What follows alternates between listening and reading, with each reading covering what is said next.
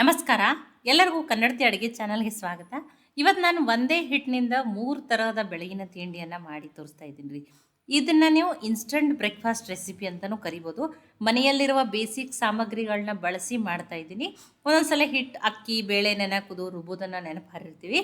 ಈ ರೀತಿಯೂ ಬೆಳಗ್ಗೆ ಗಡಿಬಿಡಿಯಲ್ಲಿ ಕಡಿಮೆ ಸಮಯದಲ್ಲಿನೂ ಮಾಡ್ಕೋಬೋದು. ಮಾಡಿ ಮಕ್ಕಳಿಗೆ ಲಂಚ್ ಬಾಕ್ಸಲ್ಲಿ ಕೂಡ ಹಾಕಿ ಕೊಡ್ಬೋದು. ನನ್ನ ರೀತಿಯಲ್ಲಿ ಒಮ್ಮೆ ಖಂಡಿತನೂ ಟ್ರೈ ಮಾಡಿ ನೋಡ್ರಿ, ಎಲ್ಲರಿಗೂ ತುಂಬಾ ಇಷ್ಟ ಆಗ್ತದೆ.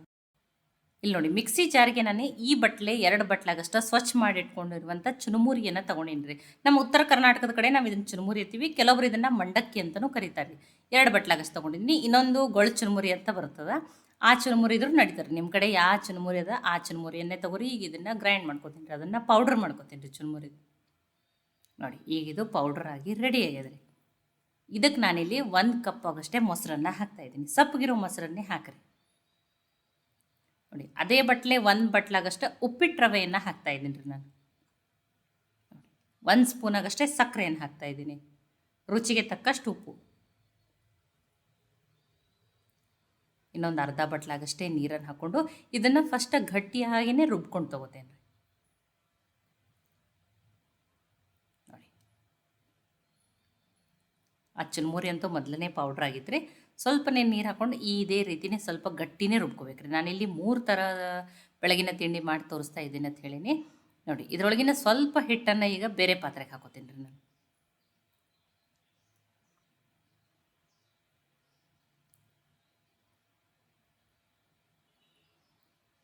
ನೋಡಿ, ಈ ಹಿಟ್ಲೆ ಇದಕ್ಕೊಂದು ಸೋಡಾನ ಸ್ವಲ್ಪ ಹಾಕ್ತಾಯಿದ್ದೀನಿ, ಚಿಟಿಕೆ. ಇಲ್ಲ ನಿಮಗೆ ಏನೋ ನಡೀತಿತ್ತಂದ್ರೆ ನೀವು ಏನೋನ್ನಾದ್ರೂ ಹಾಕೋಬೋದು. ನೋಡಿ, ಈಗ ಇದನ್ನು ಮಿಕ್ಸ್ ಮಾಡಿ ಒಂದು ಸ್ವಲ್ಪ ಸೈಡಿಗೆ ಇಡ್ತೀನಿ ರೀ. ಒಂದು 10 ನಿಮಿಷ ಇದು ನೆನೆಯಲಿ ರೀ. ಅವಾಗ ಹಿಟ್ಟನ್ನು ಏನಾಗ್ತದೆ ರೀ, ಈ ರೀತಿ ತಿರುವಿ ಒಂಚೂರು ಫಳ್ಳನೂ ಆಗ್ತೈತಿ.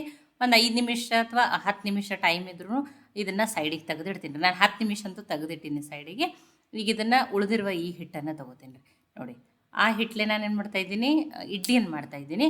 ಇದಕ್ಕೆ ನೋಡಿ 2 ಸ್ಪೂನಾಗಷ್ಟೇ ಟೀ ಸ್ಪೂನು ಕಡಲೆ ಹಿಟ್ಟು ಅಥವಾ ಕಡಲೆಬೇಳೆ ಹಿಟ್ಟನ್ನು ಹಾಕ್ತಾಯಿದ್ದೀನಿ. ಇನ್ನೊಂದು ಸ್ವಲ್ಪ ನೀರನ್ನು ಹಾಕ್ಬಿಟ್ಟು ಈಗ ಇದನ್ನು ನುಣ್ಣಗೆ ರುಬ್ಕೋತೀನಿ ರೀ. ನೋಡಿ, ಈಗ ಇದನ್ನು ಬೇರೆ ಪಾತ್ರೆಗೆ ಹಾಕ್ಕೊಂಡು ನೀವು ದೋಸೆ ಮಾಡೋರು ನೋಡಿರಿ, ಇದನ್ನು ಸೈಡಿಗೆ ಇಟ್ಟೀನಿ. ಇದರಲ್ಲೇ ಇಡ್ಲಿ ಮಾಡೋಕ್ಕಿದ್ದೀನಿ. ಈಗ ದೋಸೆ ಮಾಡೋಕ್ಕೇ ನೀವು ಏನು ಮಾಡ್ಕೋಬೇಕು ಅಂದ್ರೆ ಕಡಲೆ ಹಿಟ್ಟನ್ನು ಹಾಕೋಬೇಕು ರೀ. ಅವಾಗ ಕ್ರಿಸ್ಪಿಯಾಗಿ ಕಲರ್ನು ತುಂಬಾ ಚೆನ್ನಾಗಿ ಬರ್ತದೆ. ಇಲ್ಲ ನಾವು ಬರೀ ದೋಸೆ ಅಷ್ಟೇ ಮಾಡ್ತೀವಿ ಅಂದ್ರೆ ಅಷ್ಟೇ ಸಕ್ಕರೆ ಹಾಕಿರಿ. ಇಡ್ಲಿ ಮಾಡ್ಕೋತಿದ್ರೆ ನೀವು ಸಕ್ಕರೆಯನ್ನು ಸ್ಕಿಪ್ ಮಾಡಿರಿ. ನೋಡಿ, ಈಗ ಆ ಹಿಟ್ಟನ್ನು ಅನ್ಕತಕ್ಕ ಸೈಡಿಗೆ ತೆಗೆದಿಡ್ತೀನಿ ರೀ. ಈಗ ಫಸ್ಟ್ ಇಡ್ಲಿಯನ್ನು ಹಾಕಿಬಿಡ್ತೀನಿ ರೀ. ನೋಡಿರಿ, ಈಗ ಪ್ಲೇಟ್ ತೊಗೊಂಡಿದ್ದೀನಿ, ಇದಕ್ಕೊಂದು ಸ್ವಲ್ಪ ಎಣ್ಣೆನ ಹಚ್ಕೋತೀನಿ. ನೋಡಿ, ಇದೆಲ್ಲ ಹಿಟ್ಟು ಕಡಲೆ ಹಿಟ್ಟು ಹಾಕ್ಕೊಂಡು ರುಬ್ಕೊಳ್ಳೋಟಿಗೆ ಒಂದು 10 ನಿಮಿಷ ಆಗ್ಯದ್ರಿ ಅದು ಟೈಮ. ನೋಡಿ, ಈಗ ಈ ಇಡ್ಲಿಯನ್ನು ಹಾಕ್ಕೊಂಡ್ರಿ. ಸ್ವಲ್ಪ ಸೋಡಾನ ಹಾಕಿದ್ದೀನಿ ನಾನು ಒಂಚೂರು. ನಿಮ್ಗೆ ಏನೋ ಹಾಕಿದ್ರೆ ಈಗ ಸೋಡಾ ಹಾಕಿದ್ದಕ್ಕಿಂತನೂ ಸಾಫ್ಟಾಗಿ ಬರ್ಬೋದು ಅಷ್ಟೇ ರೀ. ನೋಡಿ, ಆ ಚುನುಮುರಿಯಿಂದ ತುಂಬ ಸಾಫ್ಟಾಗಿ ಚೆನ್ನಾಗಿ ಬರ್ತಾವೆ.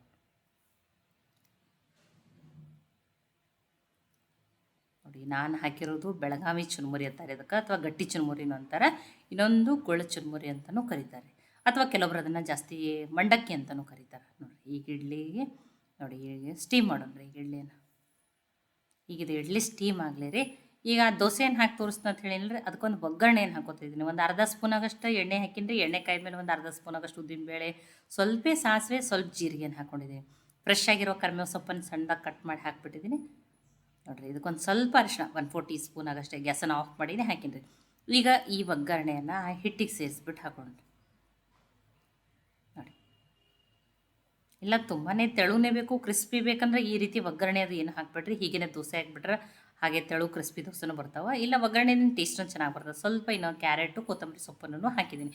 ಈ ಒಗ್ಗರಣೆಯಿಂದ ಟೇಸ್ಟ್ ಚೆನ್ನಾಗಿ ಬರ್ತಾವೆ ರೀ. ಹಾಗೆ ಚಟ್ನಿ ಬೇಡ, ಹಾಗೆ ತಿಂದ್ರೂ ಚೆನ್ನಾಗಿ ಆಗ್ತಾವೆ ರೀ. ನೋಡಿರಿ, ಈಗ ನಾನು ನಿಮಗೆ ಏನು ಮಾಡ್ತಿದ್ದೀನಿ, ದೋಸೆಯನ್ನು ಹಾಕಿ ತೋರಿಸ್ತೀನಿ. ಮಿಕ್ಸ್ ಮಾಡ್ಕೊಂಡಿನಿ ರೀ. ಈಗ ಇಡ್ಲಿ ಏನಾಗೈತೆ ರೀ, ಸ್ಟೀಮಾಗಿ ರೆಡಿ ಆಗ್ಯಾವ. ನೋಡಿ, ಇವು ಒಂದು ಸ್ವಲ್ಪ ಹೊತ್ತು ಆರಲಿ ರೀ.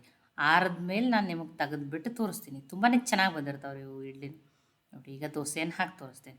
ನಿಮಗೆ ಕ್ರಿಸ್ಪಿ ದೋಸೆನೂ ಹಾಕಿ ತೋರಿಸ್ತೀನಿ, ಸಾಫ್ಟ್ ದೋಸೆನೂ ಹಾಕಿ ತೋರಿಸ್ತೀನಿ. ನಿಮಗೆ ಯಾವ ರೀತಿ ಇಷ್ಟನೋ ನೀವು ಆ ರೀತಿ ಮಾಡ್ಕೊರಿ. ನೋಡಿ ಆದರೆ ಚಿಕ್ಕನ್ನು ಹಾಕ್ತೀನಿ ರೀ ನಾನು. ಈಗ ಅದ್ರೊಳಗೆ ಕಡಲೆಬೇಳೆ ಅದು ಕ್ಯಾರೆಟ್ ಅದು ಹಾಕಿಲ್ಲ, ತುಂಬಾ ತೀಡೋಕ್ಕಾಗೋದಿಲ್ಲ ರೀ. ಅದು ಇಷ್ಟನೇ ಸಣ್ಣೂ ಖರೆ. ಇದು ಹಾಕಿದ್ಮೇಲೆ ನೀವೇನು ಮಾಡಿರಿ, ಲೋ ಫ್ಲೇಮ್ದಲ್ಲಿ ಇಟ್ಟನೆ ದೋಸೆಯನ್ನು ಬೇಯಿಸ್ಬಿಟ್ಟು ತಗೋರಿ. ಅವಾಗ ಕ್ರಿಸ್ಪಿಯಾಗಿ ತುಂಬಾ ಚೆನ್ನಾಗಿ ಬರ್ತಾವ್ರಿ. ನೋಡಿ ಕಡಲೆ ಹಿಟ್ಟು ಹಾಕ್ಬೇಕ್ರಿ ದೋಸೆಗೆ ಬೇಕಂದ್ರೆ. ನೋಡಿ ಕಲರ್ ನೋಡಿರಿ ಎಷ್ಟು ಚೆನ್ನಾಗಿ ಬಂದದ. ನೀವು ಇಡ್ಲಿ ಮಾಡೋರಿದ್ದೀರಂದ್ರೆ ಕಡಲೆ ಹಿಟ್ಟನ್ನು ಹಾಕ್ಬಿಡ್ರಿ. ಎಷ್ಟು ಚೆನ್ನಾಗಿ ಬಂದದ ನೋಡಿರಿ. ಕ್ರಿಸ್ಪಿನೂ ಅದ, ಟೇಸ್ಟಿನೂ ಅದ. ನೀವು ಏನೂ ಹಾಕಲಿಲ್ಲ, ಒಗ್ಗರಣೆ ಕ್ಯಾರೆಟು ಕೊತ್ತಂಬರಿ ಸೊಪ್ಪು ಏನೂ ಹಾಕಿಲ್ಲ ಅಂದರೂ ಇನ್ನೂ ತೆಳುವಾಗಿನೂ ಮಾಡ್ಕೋಬೋದು. ಒಬ್ಬರಿಗೆ ಕ್ರಿಸ್ಪಿ ದೋಸೆ ಇಷ್ಟ ಆಗ್ತವೆ, ಒಬ್ರಿಗೆ ಸಾಫ್ಟ್ ದೋಸೆ ಇಷ್ಟ ಆಗ್ತವೆ.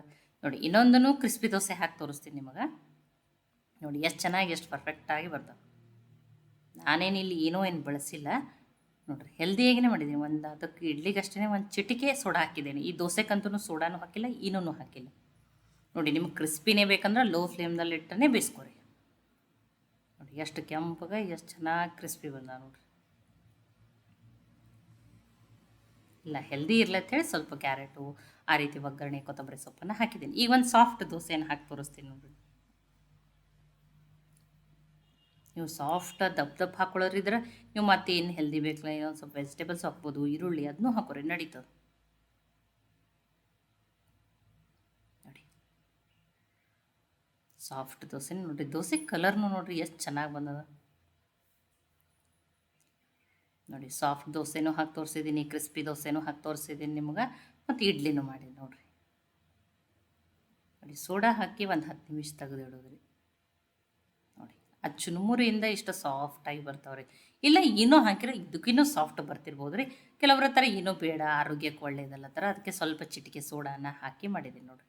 ಈ ರೀತಿ ಮಾಡಿಕೊಂಡು ನೀವು ಒಂದು ಕಾಯಿ ಚಟ್ನಿ ಅಥವಾ ಈರುಳ್ಳಿ ಟೊಮೆಟೊ ಚಟ್ನಿ ಮಾಡ್ಕೊಂಡ್ರೆ ಏನಾಗ್ತದೆ ರೀ, ಬ್ರೇಕ್ಫಾಸ್ಟು ರೆಡಿ ಆಗ್ತದೆ ರೀ. ನೋಡಿ ಆ ಉಳಿದಿರುವ ಇಡ್ಲಿಯನ್ನು ತೆಗೆದುಬಿಟ್ಟು ತೋರಿಸ್ತೀನಿ. ಇಡ್ಲಿಗೆ ಏನು ಮಾಡಬೇಕು ರೀ, ಮತ್ತು ಗಟ್ಟಿಯಾಗಿಯೇ ರುಬ್ಕೊರಿ ಇಡ್ಲಿ ಹಿಟ್ಟಿನ ಹದಕ್ಕೆ. ಆ ದೋಸೆಗೆ ನಾನು ನೀರನ್ನು ಸ್ವಲ್ಪ ಜಾಸ್ತಿ ಹಾಕಿ ತೆಳುವಾಗಿಯೇ ರುಬ್ಕೊಂಡಿದ್ದೆ ರೀ ದೋಸೆ. ನೋಡಿ ಇಡ್ಲಿನೂ ಹಾಕ್ಕೊಂಡಿದ್ದೀನಿ, ಸಾಫ್ಟ್ ದೋಸೆ, ಕ್ರಿಸ್ಪಿ ದೋಸೆ ಎಲ್ಲವನ್ನೂ ಹಾಕ್ಕೊಂಡಿದ್ದೀನಿ. ನೋಡಿರಿ ತುಂಬಾ ಚೆನ್ನಾಗಿ ಬಂದವ್ರಿ. ಟೇಸ್ಟಿನೂ ಅದ, ಹೆಲ್ದಿನೂ ಅದ.